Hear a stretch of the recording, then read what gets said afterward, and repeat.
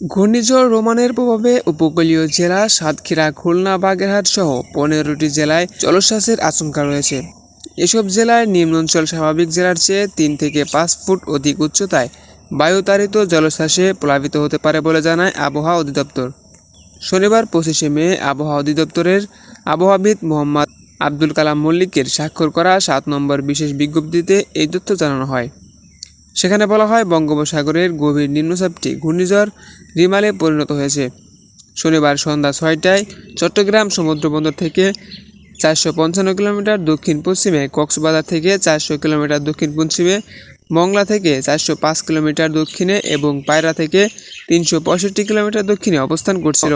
অপরদিকে সন্ধ্যায় মংলা ও পায়রা সুন্দরবনের জন্য 7 নম্বর বিপদ সংকেত এবং চট্টগ্রাম ও কক্সবাজার সমুদ্রবন্দরের জন্য 6 নম্বর বিপদ সংকেত দেখাতে বলা হয়েছে।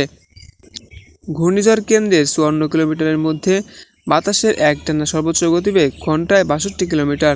এটি দমকা অথবা ঝড়ো হাওয়ার আকারে 88 কিলোমিটার পর্যন্ত বৃদ্ধি পাচ্ছে। ঘূর্ণিঝড় কেন্দ্রের কাছে এলাকায় সাগর খুবই উত্তাল রয়েছে।